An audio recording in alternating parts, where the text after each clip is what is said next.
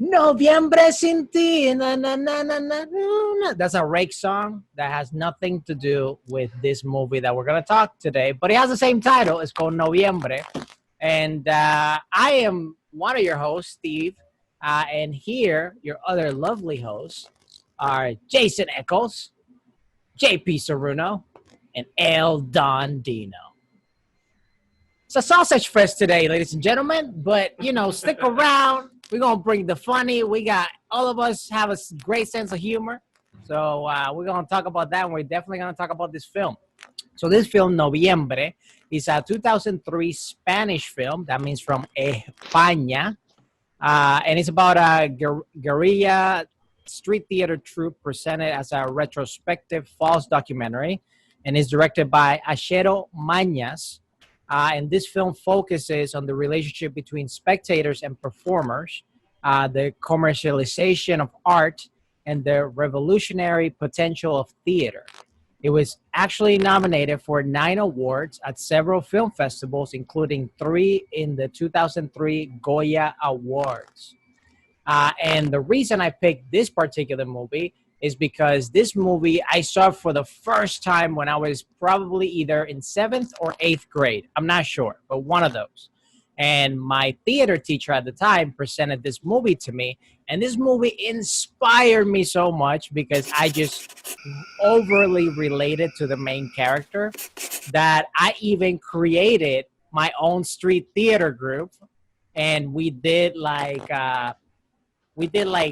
edgy little things and kind of like out of nowhere theater, kind of like it was very emphasized in this theater and in this group called Noviembre. And yeah, and now looking back to it now with like fresher eyes and as a grown up and a person that has experienced a lot of theater and drama and things in his life, I see it with like very different eyes that I saw it when I was a kid. Or when I was a kid, I was like, yeah, fuck the system. Let's go at it. And now I kind of have like a second opinion about that. I would change many things as far as like that will go, but I will talk about that more in depth during our conversation and review today. I'm more interested. What are the first initial thoughts of everybody? Because if I'm not mistaken, this is the first time everybody sees this movie. So let me start with JP. Uh, Actually, man, I'm not gonna lie, I still don't know really how to feel about the movie. 'Cause I think I'm putting way too much personal bias or like perspective on it. Because there was parts of the movie where I couldn't help but relate because of the theater background. But my partner, she absolutely loved this movie. Like I was surprised that she liked it, especially the way that the film ends. Because I'm not gonna lie, like there are hints that something will go down by the end of the movie for sure, like some sort of climax, especially the way that they filmed it being like a mock documentary. You see the perspective of most of the characters reflecting back on this guerrilla theater group, and you kind of put two and two together that oh something will happen. But I didn't see the ending happening, and I still don't know if I liked the way that it ended. But overall, it was a really enjoyable experience. Like I did not expect it to go the way it did. Because I'm not gonna lie, when I first saw, I think the trailer or like a clip of it, like I thought, oh, it's gonna be like a fucking circus group, which it's not. I mean, most of the posters they do have them in the clown makeup, which doesn't come up until literally the end of the film. Like it's much more than that. You know, it's something that most people, I'm sure, if they just base it on clips or posters, they're not gonna know what this film really is about. So I was thoroughly surprised. And overall, like I know I said I don't know how to feel about it, but it was an enjoyable experience. So like, no, it was a good movie. But I'm gonna probably wait until like once we ruminate in each other's discussions, like how like what I really felt about it, because it was a kind of an enigma in a way. But I know I'm being kind of like biased towards some stuff that I felt was either cringy or like, don't know how to feel about that. Thank you for that, JP. Jason. Hey! Oye, Dimelo, babies. So here's my deal. I'm glad this movie was recommended because I don't see very many films from España. So this was cool. Even though we did watch one other movie earlier this season, I believe, The Platform. That was from Spain, wasn't it? Here's my thing. I was very confused because I kept going back and forth wondering, was this like really a documentary or a mockumentary? Like, what's really going on? Because like the time continuity was like screwing me up quite a bit. I'm like, huh, wait, that doesn't make. Why is everybody 65 years old if this just happened like a couple years ago? I don't. What's going on? So I still don't have an answer for that. Um, my biggest thing with the movie is, I mean, it was fine filmmaking. I thought the lead character was perfectly charming as an artist. It's good to see that. It's good to see like the young stupid part of being an artist, you know what I mean? But also like the very real pure side of being an artist, which is all the same thing. Um and also none of those things at the same time.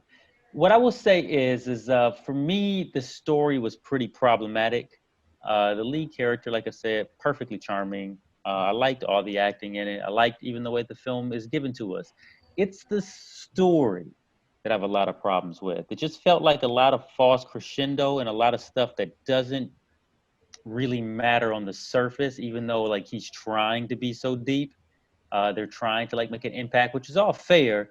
Just in the long run, it just doesn't seem that impactful until like his art kills him, basically. Um, those are my initial reactions of the movie. Thank you, Jason. Don Dino. What up? So for me, man, I actually found the Spanish streaming service to watch the movie on because I wanted like good quality, but it didn't have subtitles. So I was struck. The audio on the TV that it was just I had to pay so much attention. It was like me watching Peaky Blinders without subtitles. They were whispering a lot, and so I'm just like, ¿qué puta están diciendo? You know, because not not only were they like whispering, but you know, los españoles hablan así, and it was just very. I really had to pay attention, which I mean is a good thing. My initial reaction, I was getting so much like PTSD flashbacks to like college and all these different people that were theater majors and performance art people and like how you know and don't get me wrong, I feel like if I would have watched this also, I guess like in seventh grade or whatever, I would have been like, oh my god, yeah, guerrilla theater, yeah, you know, like let's change the world. Like it has some really good messaging and like be yourself and like you know be original and you know all this stuff. So yeah, so there was so much just going. It was just like this mix of emotions, just like every like going back to like Paraguay and some of like guerrilla theater that I saw in Paraguay, some of like my early theater classes that I took in Paraguay, and yeah, so there was so much that was just rummaging through my head. I'm glad, like almost immediately in like the first scene before they even had like the old people reminiscing. Before I was like, man, this is shot almost like documentary style. Just like it had the vibe of that, and then that actually is what it was. It was a combination of documentary. So I'm glad I picked up on that early. But yeah, overall, I feel like there was something lacking. I do like what they're trying to I guess debate or focus on performance art, on theater and the audience and all that. Another great movie that I think might be better, I don't know if better but different, is The Square that came out I think maybe like 2 years ago, which also deals with just art in general and a lot of performance art and what is theater and what is not theater. So first impression was just like overload, over sensory load of just like emotions, PTSD, taking me back to college, taking me back to Paraguay, of what I thought theater could be and what I could do with theater and what can I still do with theater. So yeah, that doesn't mean I think it's great or I think it's horrible. I'm still processing it. I only, I watched that today, so I'm still processing. So once we start talking more about it, I'll probably have a little more insights. So I relate a lot with Dino that like I was getting a lot of PTSD. I legit, I'm not gonna lie. At the beginning of the movie, because I already, I'm now remembering many things. So literally at the beginning of the movie, I don't remember which moment, but I started crying. I started crying because I was like, oh my God, like I was this kid, like I was doing stuff like this or whatever. But I grew up and now life is better and things are greater. And now I see a more intelligent way of getting my point across or whatever. Because I feel like a big conflict of this movie is the fact that, and that happens to many of us, is that at the end of the day, we do the best we can with what we know. And unfortunately for him, this guy literally has been from his house to Madrid when he was like there crashing with everybody. So he doesn't know anymore in his world. So the only way he can see himself from like making a change in the world will be with art. But then he kind of like put a curse on himself because he was like, the only way we're going to do this is fully independent. We're not going to take a single dollar from nobody. And that ultimately became something that created crazy stress for him later in his life when he had a kid and all that stuff, and he was rethinking the way he was doing things. But I want to know in which scenes or which areas did you guys relate it to a certain character? Let's start with JP. It's funny because like the thing that I was saying cringy was the scenes in college. Like, like I couldn't help but think back to like the Hollywood days back at the school that we went to. And it was very much true. Like the way that the one moment that I completely related was his ranting towards I think who had ended up being part of the theater company with him, was saying that like the school is bullshit. It's nothing but a fucking circle jerk of emotions and like mental therapy, like just purging out emotions based on like past traumatic events, which I like looking like knowing why we did that. Like it was for the art, and it happened to be one of the methods where we had to reach those particular moments to make the performance believable. But I couldn't help but think, yeah, at the end of the day, that's basically what theater school is. Like it was literally just them like just being as vulnerable and as open as you can be. But that was not his thing. He didn't like that because Alejandro was very much or was Alfredo, what's his name again? Alfredo's character, sorry. Alfredo, like he's very much you could tell like he, as creative as he is and as much as a genius as he sees himself as, he's very much a closed person. Like when it comes to his reality, like sure, like with the company, like they put reality out in the streets and like put it up by like 100, like dialed it up to a 10. But like he never was allowing himself to feel how he really felt until it was almost too late. But like that scene where they basically shitted on the school, like that, I couldn't help but think like, yeah, that's the scene I get. What about you, Dino? I'm thinking about it. It's the idea of, oh, you're talking about specific scenes. I mean, we've all had. I had a Russian professor in theater once.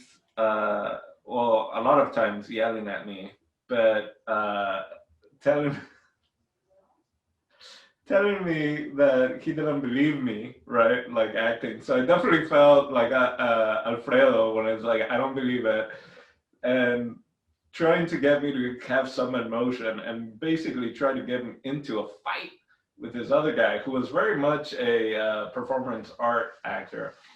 And to the point where Vladimir, of course, Russian professor named Vladimir, runs and was like, Dino, have you never not been so angry you want to pull your penis out and slap the other guy in the face, you know, and like standing up on a chair and like motioning, you know, and I mean, so I had a lot of style of performers that were very similar to all the characters that we saw, right?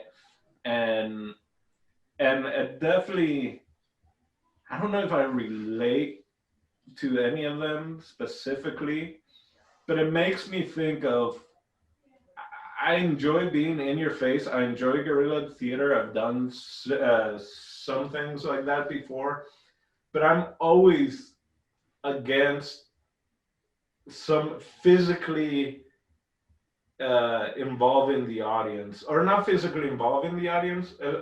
Well, especially having also improv background. How can I say it? It's like I like being able to make them feel uncomfortable, but it has to come from them. You know, like if they think about it. I'm not that there were some of the characters that were all about like, let me like push people or get in like that sort of thing.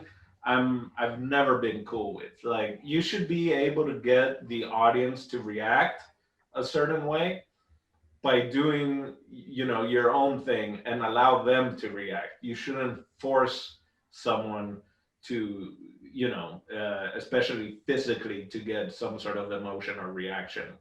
I know I didn't answer your question at all. I'm just thinking of like what my connection is with the audience, and just like you want them to get an emotional reaction and not force an emotional reaction on them. Maybe that explains it a little bit more. Thank you, Dino. What about you, Jason? I'm sorry, what was the question again? If there was a particular scene or character in the movie, if you can be as specific as possible, the best, that you related, that it took you back to maybe a certain time or something like that. Sure. I think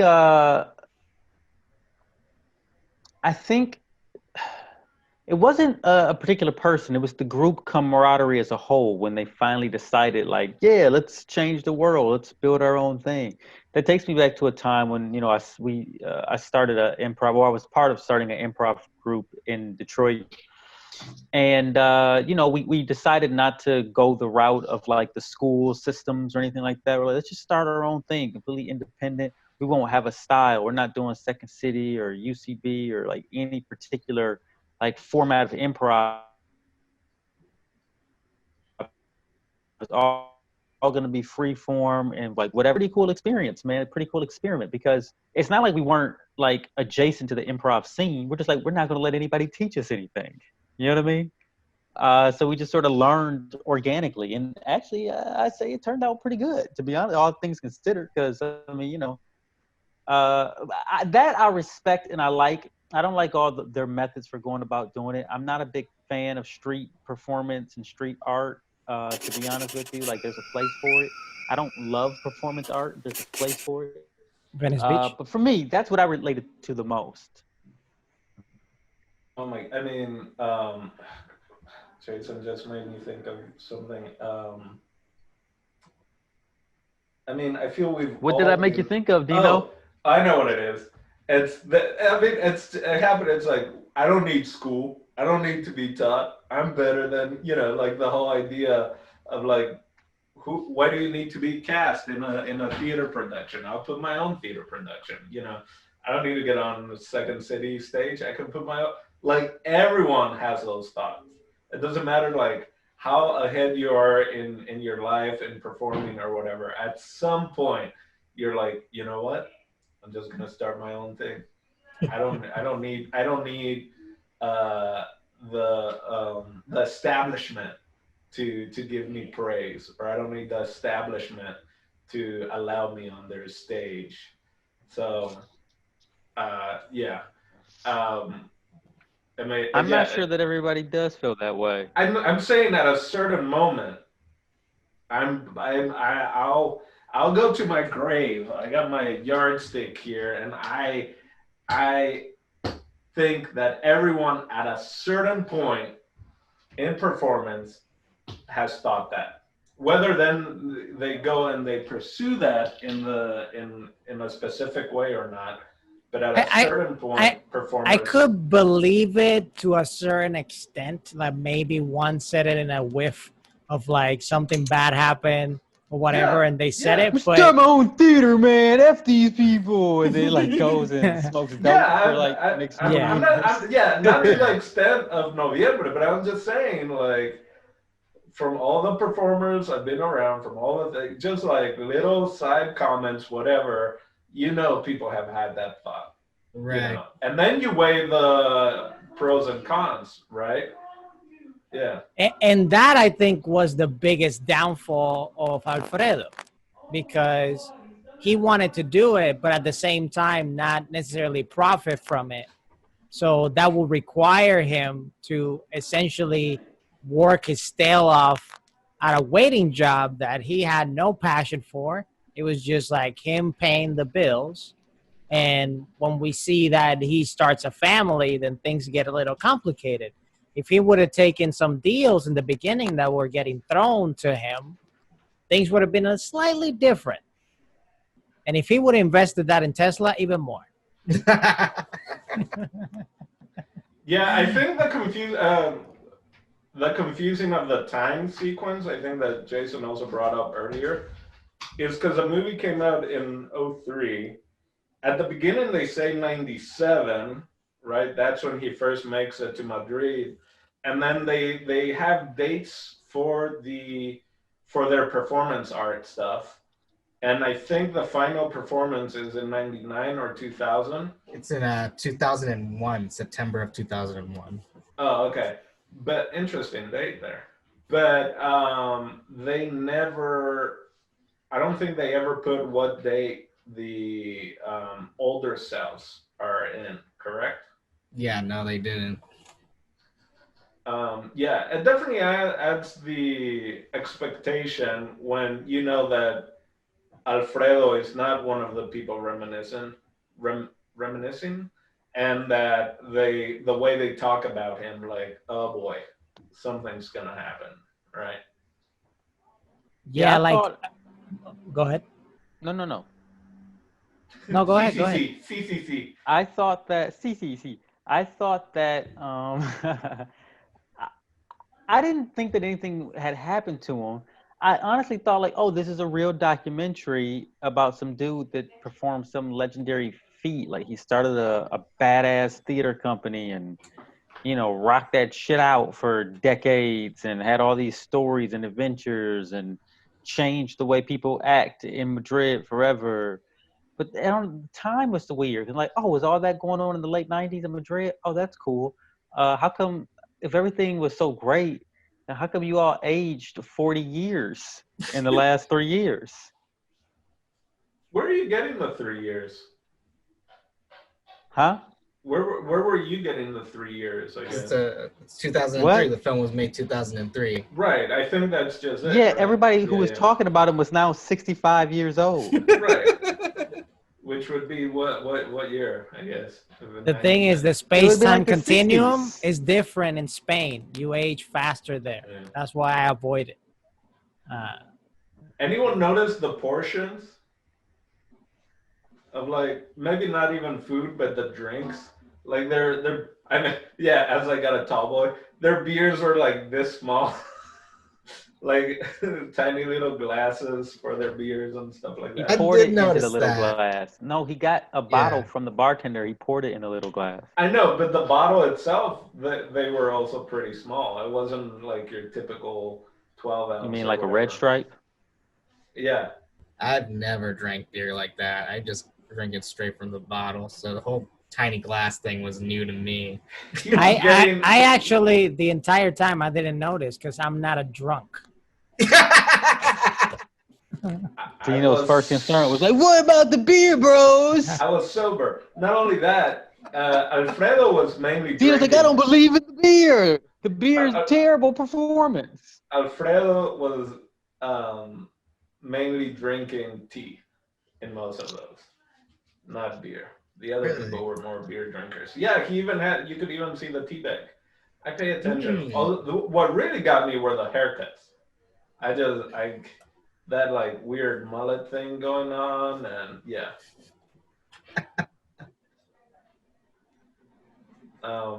Yeah, it was definitely interesting to see how they interacted with the police. Also, just thinking like, man, if you run up, like as the police are kind of interacting with your group because you're doing something publicly that might be against, and you just run up and steal a cop's hat, like, whoo, Right. whoo. Bro, those cops were way friendlier than the ones in Babel. Yes, you're correct. Yes. Yo, I'm not gonna lie. I was actually expecting more from them, especially when you find that like the chief or the sergeant of the station, he's actually pretty chill Yeah. with Alfredo. Like he even tells him like, yeah, sure, I get it. It's a nuisance, but I'm just doing my job. I think you guys are fucking crazy, but I could care less. I'm doing my job, and they even have like a little brief moment of like understanding of each other's situation.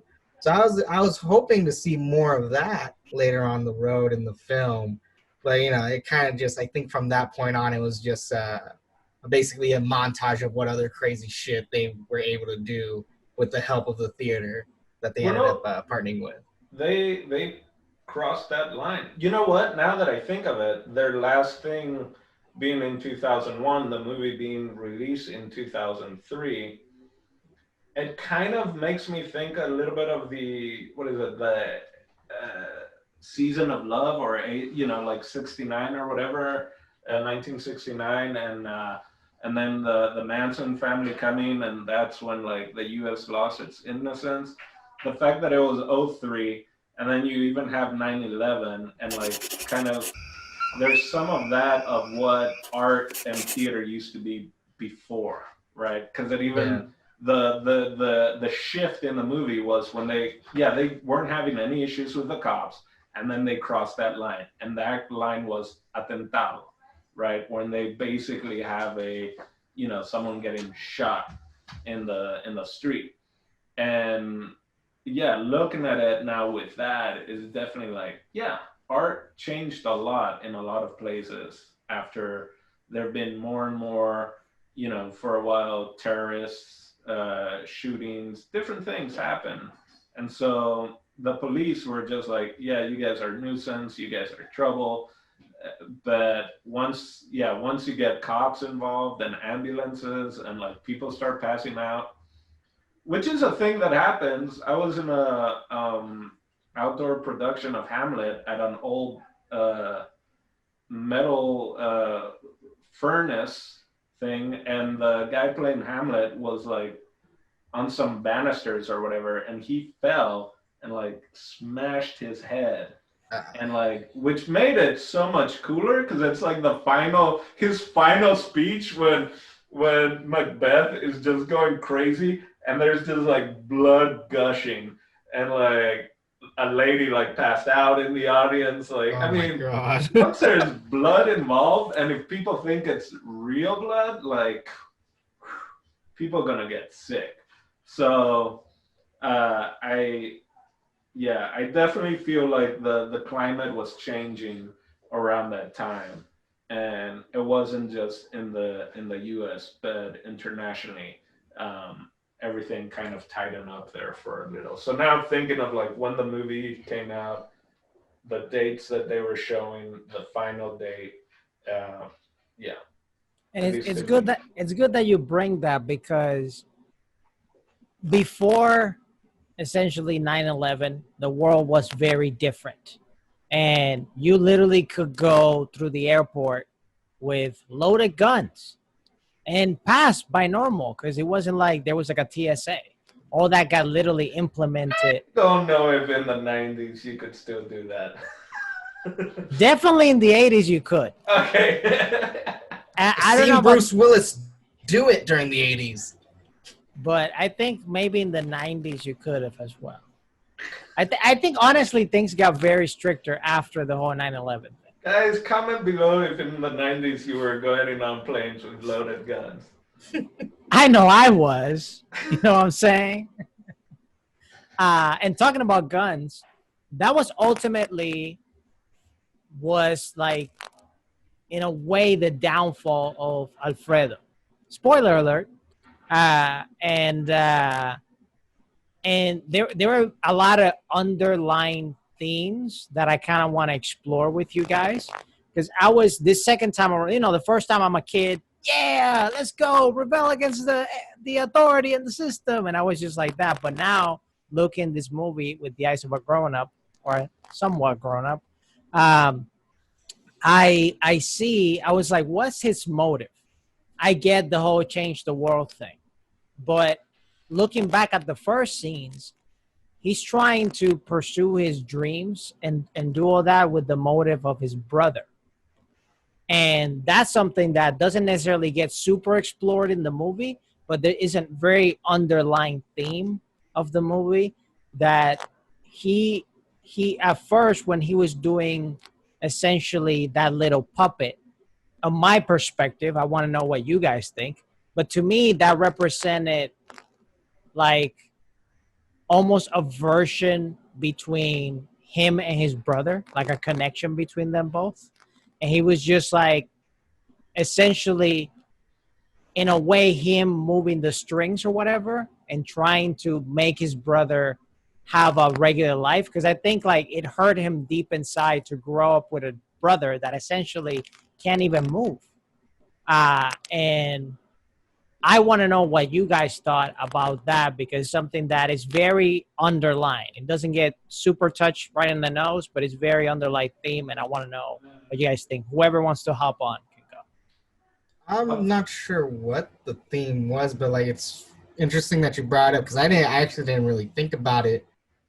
Like like his motivation to go to school was with he even auditioned with the puppets, and they say in the beginning of the film, like his brother really liked the puppets. Like he would perform to his brother with these puppets, and so it's weird how the movie kind of starts with that being his motivation. Like it's all relating to his family, but then like later on the line, I guess he kind of like just loses himself into his obsession with what he wants to do with his life and how he wants to change the world, which I'm sure underlying was his way of thinking, like how I wanted to change my family, I wanted to change my brother because he couldn't do much. But I guess he forgot that, and as soon as he's reminded of why he went out to do these things in the first place and what motivated him to go out and do this, like it becomes his fucking downfall, like it's so weird how like I didn't think about that. I was like, yeah, like that's how the movie starts, is him performing for his brother, and then it ends with this final performance inspired by his relationship with his brother, even though I was kind of disappointed that the brother wasn't there or the family. Like I was kind of hoping that he would bring his family in, but I know it was a surprise performance on the people. Like it was more like how they used to do things back in the streets. But yeah, no, that's kind of crazy. I didn't really thought about that until you guys brought it up. I did see that. Also, really quick, I would be pissed if I was part. I'm not a singer, but if I was part of that opera or musical, whatever was going on, and these performance art people interrupted my show, I'd be livid. I'd be so angry. It's like, Okay, we understand that you see yourself as high class. We understand. Yeah. I'd be more pissed that the theater was in on it too. Like, I know, right? Like, Yeah, I was like, yeah, yeah, excuse me, but this is my fucking show. I know it's your There's theater, but there's this is my fucking spotlights. show. They're putting spotlights. Yeah. That's why, yeah, they have a swing come down. But what I will say, I don't know, maybe you guys missed it, or maybe I misunderstood. Excuse me. I've been drinking. Um, Yeah, drunk. no, not yet. There was a moment in the looking backwards in the 60-year-old people that said that when they realized that they basically would do like whatever Alfredo came up with. That at first they thought they were this huge, just like collaborative kind of theater, that they were basically his pieces, which made me think like, oh, they're all his marionettes, right? He's placing them and doing what he sees. Like they're human marionettes, which made me think of being John Malkovich also. And maybe just because that, and because it's kind of a messed up, ending or film or whatever. And if you think about it, at the very end, like he's up high and he's on a swing and there's rope there, and then he's even tied to it. He has a safety thing. And when he's dangling like a marionette. But before that, he's like got everyone playing what he wants, right? Like he even is Jesus in one of the places. He's up top. He's constantly in charge of controlling everyone else. So I definitely picked up on just like, as much as he was against, the status quo or being forced to do certain things, he was actually pulling the strings of his own little world. Anyway, that's my kind of, maybe it's there, maybe it's not. That's pretty good take. I had not considered him dangling at the end as him being a marionette, but that's a perfect actual tie-in. Uh, it's interesting that, he was a leader and he kind of controlled everybody else. They kind of all just followed his whim. I just took that as like because he was so passionate, like they had to follow him. But I think it's interesting that he tried to play everybody else, and then like as a marionette guy, puppeteer, and then he ended up playing himself by the Yep. end. Yeah. Played himself. And it's a very interesting take because the moment he essentially didn't took like lost himself was the moment he had that crossroads, that when he was already kind of building a family here on the side, that was really like the fork on the road where like his close friends were like, no, we're going to keep doing it the way we do it. And let's keep doing it, while his partner at this point is saying, hey, stop just using your brain, like follow your heart, like listen to your heart. And he ended up, just getting the bad influence and essentially going like, no, this is gonna work. But in a way, he was still trapped in a circle, because even if what happened at the end didn't happen, there was still no end to this vicious circle he created for himself that he was still would be stuck in if what happened at the end to him didn't happen. Art is free, right? I did notice at the very beginning they were. I was looking at the background, seeing what I could recognize. I saw some Banksy. I imagine early Banksy graffiti, if this was filmed in the early 2000s. I noticed there was a giant poster of some monologues which I researched, and it's like comedic monologues from like the 1900s. It was interesting seeing just from like a filmmaker perspective, like what are you gonna put, what are you gonna have in the shot? I really, of things, it seems like we're criticizing it a lot. Things that I really enjoyed was the one-on-one with his partner, with his girl. Like there was the scene where it was kind of montagey of them in bed, and then talking with the sheets, and then it shows them sleeping in a certain position. They're kind of mirroring each other. They're kind of against each other. They're, like all those interactions. I was like, I really connected with that, right? I really connected with when you're in a relationship and you can just be really open about, you know, what you're feeling and what you're trying to accomplish and stuff like that. So those were some of my uh, maybe the moments I connected with the most, of just like the interaction that he was having with his girlfriend slash baby mama. Spoiler. Now, if they had a sort of mattress, they wouldn't have tossed as much though in that sequence. Oh, purple. Do we have sponsors yet? Do we have a sponsor? This is the perfect time to talk about purple. It's not a mattress. It's more than a mattress. It's purple. Yeah, right. I'm actually looking for a mattress because Me too. I have back and neck problems. So purple, if you're out there, or comment below. whoever mattress company wants to sponsor the cinema club. So open discussion. Whoever wants to ask a particular question about the movie and wants to hit that, go for it.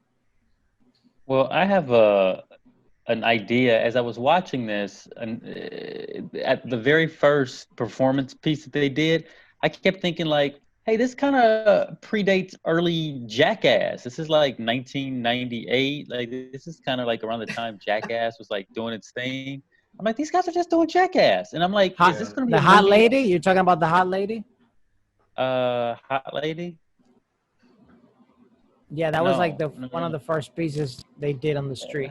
I don't know. Like, I thought it was the Andre. Devil Babies. Isn't that what the first one was? The Devil. Oh no, No, they did the Devil one where Baby? he was blowing up the thing or whatever. But I just mean when they started when he was blowing up the dress. But I just mean when he Yeah. started to interact with audience, with the public. Yeah. I was like, this seems very Johnny Knoxville, and I was like, is this like the story of how Johnny Knoxville stole Jackass from these Spanish kids and ran to MTV and made a gazillion dollars? Yes. I was like, That's or did they exactly turn? what it is. Is this the story of them turning down? Because I kept thinking at some point Johnny Knoxville was in the crowd watching these performers, like, oh man, if somebody was recording this, this be MTV Gold.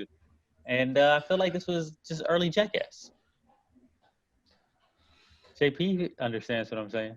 Yeah, no, I felt the same. I was almost thinking like if Eric Andre had like multiple Eric Andres, that was basically what half of that stuff was, because they did go a little out there, especially the end. Holy shit! But you know, we were already there. I guess Alfredo was a little bit too ahead of his time. Yeah, or he was right on Yeah. time, just in the wrong part of the world. Man, though, like, Or right on time, wrong philosophy. If he said, Right. let's make some money, they'd be rich. Like, they'd be YouTube superstars at minimum. especially when like, because like it's so crazy how like these young YouTuber TikTok folk, like, because you know, like the beginning theatrics were fun, everybody was in on the joke, like even the more kind of surreal, like them playing as beggars or them playing as normal people. In the montage they played as normal people doing normal things, and it was more like a reflection on society. But as soon as they did the one where they shoot him in the head out in the streets, like it's fun because like TikTokers and YouTubers, they're starting to do that now, where they're faking robberies, they're faking kidnappings out in public purely for the views. I mean, that wasn't their intent in the film. It wasn't just, you know, to gain notoriety or to gain attention. It was more to provoke and to like have the audience unknowingly play with them. But like, man, it's crazy how like it's so reflective of like how things end up progressing, especially with these challenges or whatever, where suddenly it becomes a little too real. Like, That's when that's always kind of been my thing with performance art or guerrilla theaters. Again, it's like if you're putting a message across, because a lot of times I would run into people that are just trying to get that knee-jerk reaction, or just kind of like the gotcha, or like I just want what is it? It's the surprise, or just I want I just want people to get their minds blown, but just from a like not earned, right? More of like just a cheap thrill, right? And they're not in on it. And I believe, if I'm not mistaken, also some of the original people from UCB or early on in Chicago, I think from what I heard was there was a group called The Family, and they would do some stuff like that where during the shows they would be stuff like, I'm gonna kill myself, I wanna commit suicide, blah, blah, blah. And then they'd go up to the roof and everyone in the theater would go, and then they'd throw like a mannequin off the roof, right? So and it reminds me of people like that sometimes are just doing it to fuck with everyone else, right? Yeah. Like, and that's where there's a fine line with me. Like, it's got to have some sort of purpose, right? You can call it art, you can do it all that, but what are you trying to show, right? And again, just tying it up to the movie.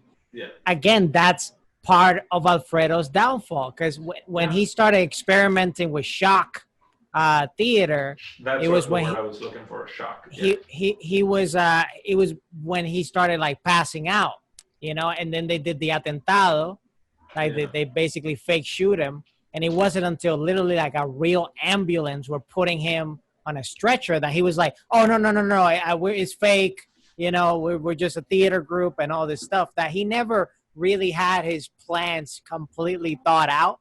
He was kind of more like, let's go with the flow, and worst case scenario, we end up in the police station again. Yeah, exactly. The other thing,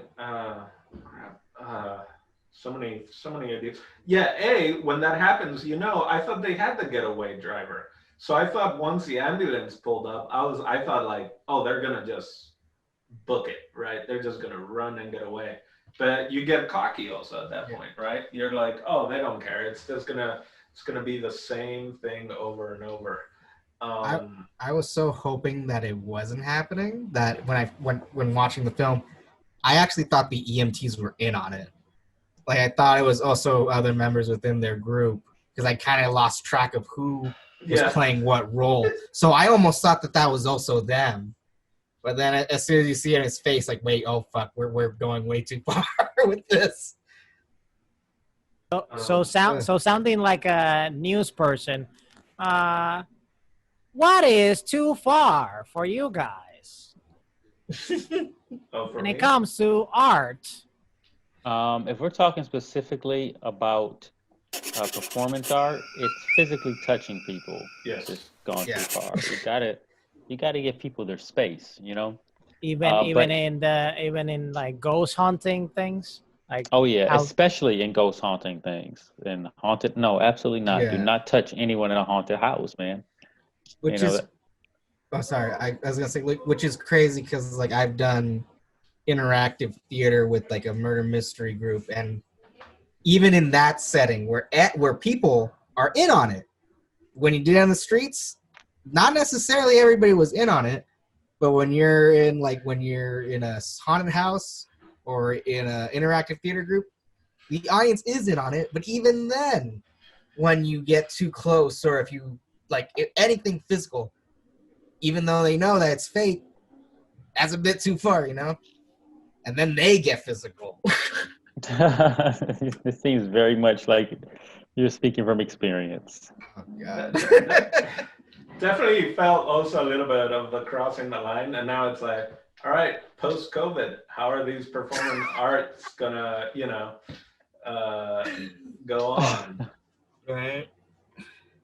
I think you can make people feel anything. Like, nothing's off limits in the theater. You can get as interactive as you want, and if the audience is aware of it, you could even throw things at them, if they signed a waiver, if they know whatever. But just anything just short of physically touching someone's being, I think, is on the table. I mean, ask Gallagher, with the comedian with the hammer and the. I was actually going to bring up Gallagher. Yeah.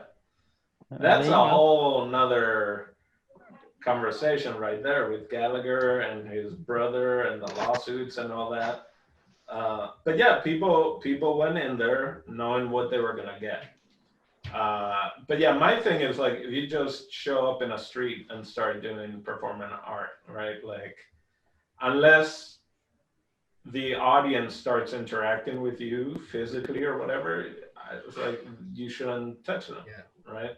Like there's a there's a contract, I guess, right, as a performer, and it's a non-verbal thing where you need to know, like, it's if they're on their own time and own life, make them stop. Make them, especially now, I think it's great, right? Because everyone's on their freaking phones and stuff like that. There can be some real good performance art going on, and not just like you being on TikTok, but you going in there guerrilla style, doing something, boom, boom, boom, and then you're out. And I think that in today's day and age can be really beneficial for people and for society. It's just like get disconnected from this for a split second to look at your surroundings, right? So what I'm saying is, oh yeah, Dimelo, we should let's leave this and let's go out right now in the street and do something. We'll bring back flash mobs. I'm really into Lamborghini pranks on YouTube. Oh my god. It's We my all favorite. We all have nothing in common right now. I guess Because I would never watch Lamborghini videos on YouTube. we can't. What I about can't Tesla? Would you Tesla. watch Tesla? Tesla pranks. prank videos. Yeah. If it's talking about the stock, then yeah, I'll do that. Let's throw this baseball at this truck. Nah, I'm just joshing. I guess to almost calling back to the film too is like anything with weapons, because I'm not gonna when I first saw it, I thought Alfredo was gonna shoot himself. Like I thought that was gonna be the end of the performance, was he would literally shoot himself Oh wow. on stage. Like I thought that was gonna be the thing. But as soon as you saw the flowers, like I was like, oh, that's so the group, but it was too late. The police shot him. So anything with a weapon too, if no one is in on the joke, people are gonna take it seriously, And it was I saw basically that coming because at that point. it was because the president was there. Yeah. They foreshadowed it, with the gun and the flower. At that point, like of the movie, I was like, oh, I see what's about to happen. He's gonna shoot off this flower and get blown away. How's the subtitles for you, Jason? How do you? They were crisp. They just kept moving right along. It didn't seem at all complicated or anything. No, that sounds like really, really high class Spanish. I like that Spanish much better than the stuff you guys be saying. Damn. I'm just kidding. You Just kidding. fucking peasants! I'm just joshing you guys. Come on, be serious. It's so, but it's true though, because like I know enough Spanish to know that like, Hey, Jason, Like they all watch it. lives matter.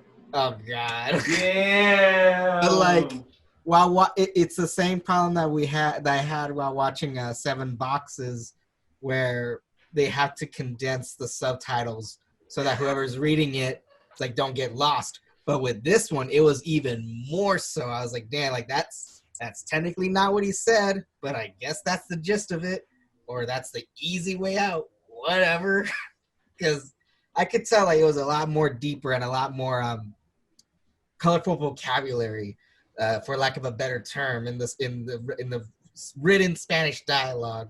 But when you get off the English subtitles, like, man, they didn't say that. So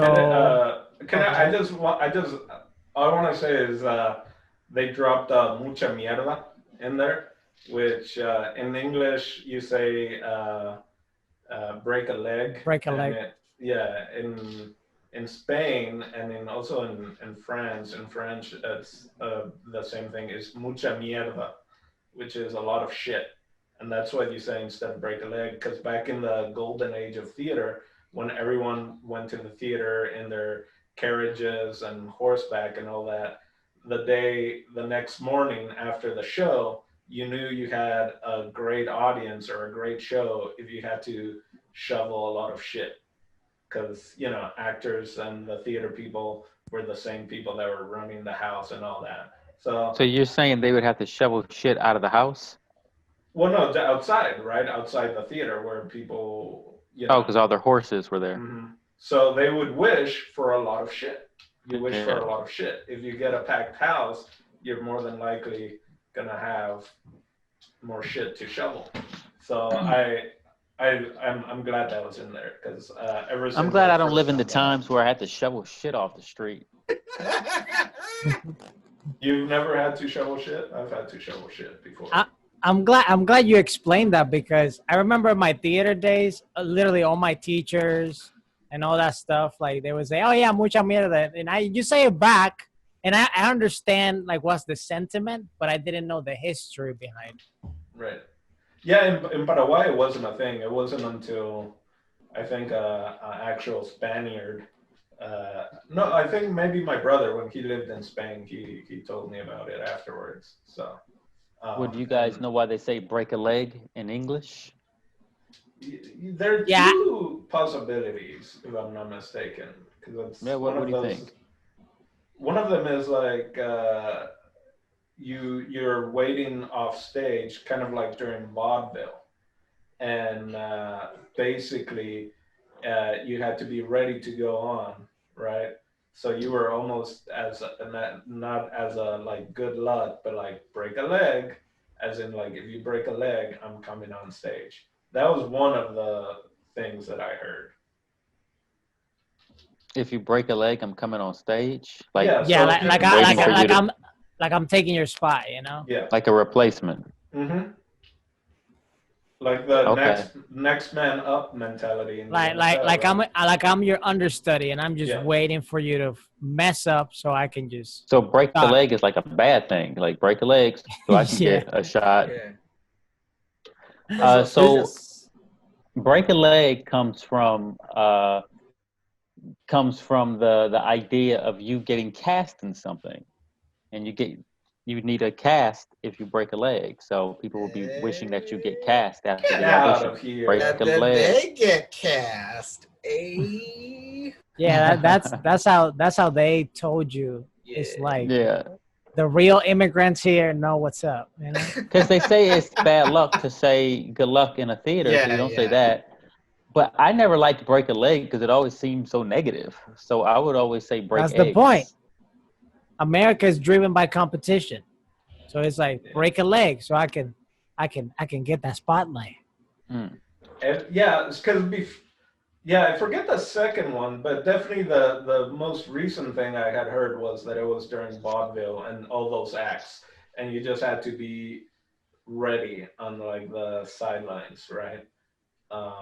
So, but who knows? Hey, if you're out there, Purple, comment below what you think, Purple, about that. The new purple leg warmer for your Ah. performing needs. Before we go to final thoughts, anyone wants to discuss anything else before we go right to final thoughts? That's I a don't no. think so. Yeah. Alrighty. I think so. Let's go. Let's go with final thoughts. Let's start with you, Don Dino. I enjoyed the movie. And again, I actually wish I would have had Spanish subtitles with it because I just watched it, and I just feel the Gilipollas, sound. tío, gilipollas. Yeah. One of them spoke. I think it was Alejandro. Just spoke so freaking fast, and I was like, "What the hell are you saying?" I liked the movie. It's one I think I would have liked it even more if I saw it when I was younger. Kind of like you were saying, you saw it when you were in 7th grade. If I saw this when it first came out, I think I would have been like, this is amazing. Now I'm just like, yeah, I get it. And kind of like you saying, you can see both sides, or just like we all have our line of what we were willing to cross. So I think it's definitely one of those movies that I would recommend people, especially if I know they're kind of into performance art or guerrilla theater or stuff like that. Um, I think a lot of people can enjoy this kind of movie. So yeah, I think I had higher expectations because I think I was hoping for more, hoping for a bigger kind of message at the end, but it was pretty stable throughout. Okie dokie. What about you, Jason? Well, I can't say I have very many flashbacks from watching this. I will say that it reminded me of when I first started performing and going to school and watching classmates around me make mistakes that were going to ruin their acting careers before they even got off the ground. So for me, it hit me in a very like realistic way, because so many people start off, trying to make, such good intentions. The road to hell is paved with good intentions of actors really trying to like, do something different. So I commend the lead character, Alfonso, for No, doing what any great artist always wants to do. And that's by doing something completely different, you know, doing something completely breaking new ground. So for that, I respect the movie. I don't ever need to see it again, and it would be a very specific type of person that I would recommend this to. I wouldn't recommend it to like general audiences, but if you're an actor or a performer or maybe even an artist, this might be something that's up your alley. A young artist would definitely really appreciate it. Thank you, Jason. What about you, JP? I would recommend it to anybody who really hates their acting teacher. Hmm. But no, actually not, because like I know like I took a kind of a shit on the movie saying like it was cringy purely because I couldn't help but relate to the acting school. But I guess like it's weird because like I kind of I did feel like the ending was also lackluster, like Dina said, like because I was expecting a lot more. I at the end of a big, I was expecting more of a big hurrah of some sort. I almost figured that he was gonna kill himself, but he didn't. But I thought there was gonna be more of a spectacle, since it almost felt like narrative wise, it was gonna be their last actual go at something. So I did wish it ended on a bigger note. I mean, it ended on a big note, but um, yeah, I would recommend it totally to like, because I know so many like friends who are in interactive theater and who have dwelled in like street performances and whatnot, especially during what would have been now the Hollywood Fringe Festival around this time. But yeah, anybody who's into theater or has a theater background, they would totally get a kick out of this. I suppose if people want to expand on like just art, like if you want to get a better idea of what art is to people and how like art, like it's funny because it's almost like I don't want to say it's a gimmicky thing, but it kind of is like seeing the tragic artists, or like how art, if you don't have control of it, it will eventually kill you, like if you are obsessive with it. But I'm sure if folks want to like learn more about art or the artiste, this would probably be a good film to watch as well. But overall, like again, it wasn't my favorite. It did leave me a bit confused, like just emotionally and where things were going. There was a few things we didn't really touch up on that. It's whatever. I give it. I give it a recommendation. I'll yeah. If you yes, people could watch it. That was a lot. That was alphabet soup, everybody. So thank you, JP, for your final thought. And now I'm going to give my final thought. Would I recommend this movie? Hell yes. Especially for younger folks, for sure, like Dino was saying.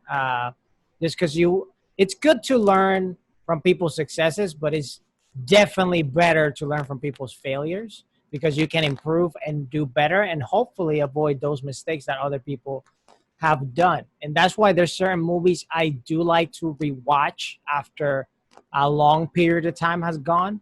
And this is a movie I haven't revisited in probably over a decade or something like that. And I'm glad that now I see it with fresher eyes. And before, for example, I remember when I was younger, I would see like the acting teacher, and I'm like, yeah, fuck that guy. But now it's like I understand both of their perspectives. You know, it's like nobody wants to waste each other's times, and sometimes there's certain classes and there's certain things that you go through life that it feels like a waste of time, and maybe you should get yourself out of there and try to do something else. But also, you have to be kind of as much use as much intelligence as you can and see like a proper outcome, because it's not always the best thing to just go with the flow. Sometimes going with the flow does help, but if there's not an end goal or something you're kind of aiming at, things can turn very differently that where you wasn't even planning on. And if you see this movie, it's a great example of that. So I would definitely recommend it to anybody that's inclined to do theater or acting or anything in that particular field. If you're more into engineering or things like that, you don't have to watch this movie unless you like foreign films. Then go ahead and watch it. I don't think the movie will hold in like 30 or 40 more years because things will be dramatically different. But it's still pretty good up to this day. Yeah, that's pretty much my final thoughts. So thank you, Gary, Jason. Thank you, Dino. Thank you, JP, for being part of this week's Oye Cinema Club. And for next week, Yeah, I was just about to ask you, what's next week? well, it's actually JP's turn. Yeah, and I just barely sent in my my recommendation for next week. What did the board say? Are they going to let you to- do it? No, I ended up figuring it out on my own because she's not going to be excited because she's seen the film before, but I know that she's a fan. To continue on with the because I really do enjoy. I'm actually really digging our exploration into foreign language films, and this one is also, it's going to be another Spanish language film. And because it's October, it's time for some spooky shit. But the next movie will be Pan's Labyrinth. Ooh. Haven't seen that one in a while. That'll be fun to re-explore. Right? I haven't had Panda Express in a while, so. Oh my god. Isn't that what you said? That is what he said. Sure. Kung why Fu not? Panda? I prefer orange chicken, but that's okay. Well, we'll see you next week. Hey. Hey, I'm Isaac Valadez from Oye Dimelo Network. I am the head videographer. You can click here to see more of my work, and please subscribe.